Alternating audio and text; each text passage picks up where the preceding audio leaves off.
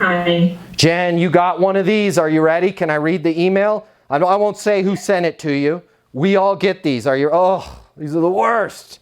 Okay. Jen, thank you. Thank you for reaching out, Jen. You always know bad news is coming after thank you for reaching out. We are not currently needing your services, but we'll be in contact should this change in the future. Thanks.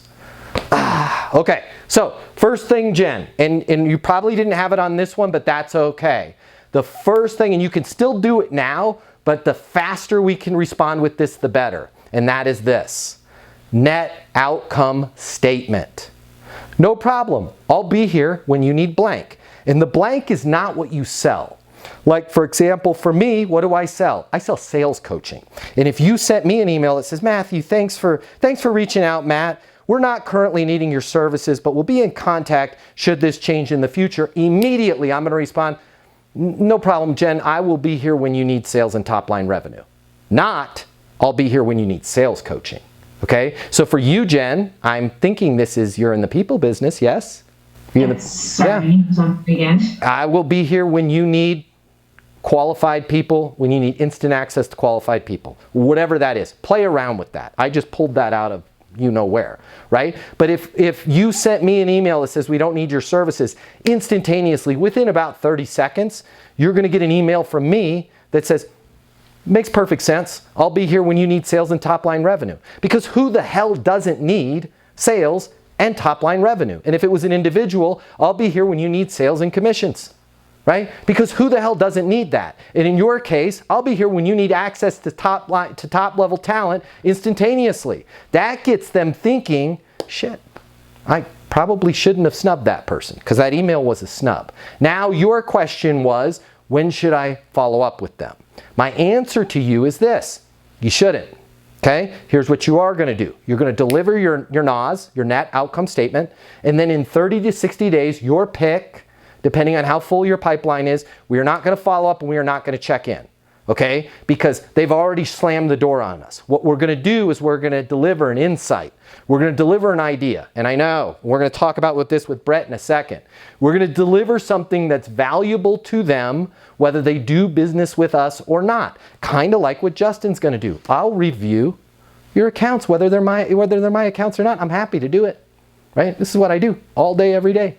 My friends tell me I need to get a life, right? So whatever that insight is, maybe there's an insight with top tier talent is leaving companies because those companies are working with non-skillful recruiters. I just came up with one, by the way. Non-skillful recruiters putting the wrong people in those positions, causing the OG ace pillars of the organization to have to do what? The job for the other people. And guess what they do? They get frustrated. And guess what they say when they go home? I'm doing the new person's job for them too. And guess what their partner or spouse says? You know, I think it's time you put your resume out there. Now we've got an unskillful person that the current person put in there, the current partnership put in there because they don't know what they're doing. And now I have my top tier talent stressed to the point where they're thinking about leaving. How are you guys dealing with that?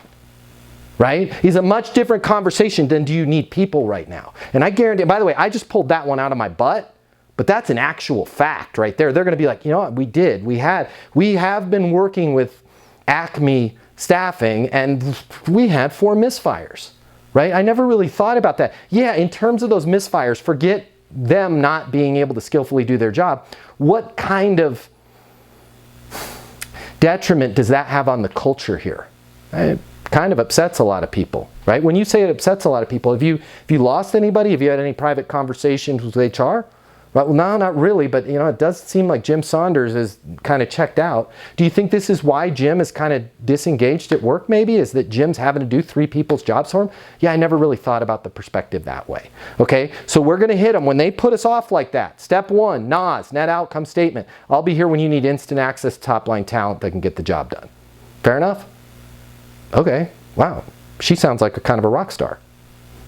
Maybe want to call her sooner than I thought. And then in a month or 2 months, you're going to reach back out with an idea, an insight. You know, something that just came up, I was having a summit with our clients, and one of the things that really turned around for them is they had said, morale has really, really gone up. And I'll be honest, I never even thought about this, but when you're putting in talent, we never really think about how that talent orbits around the existing people in the organization, right? And it's not just about getting the right person for that role, it's about getting the right person that's able to skillfully come up to speed quickly, because the last thing we want is the rest of the team having to do their job for them. How are you just wanted to reach out to you, how are you guys handling that? Right? And if they go, don't have a problem with that, we've got the best culture on planet Earth and we were named top 100 employer in Omaha, no problem. I'll be here when you need access to top tier talent that can get the job done immediately. Fair enough? Or whatever your net outcome statement was. Rinse, repeat, rinse, repeat, rinse, repeat. Make sense?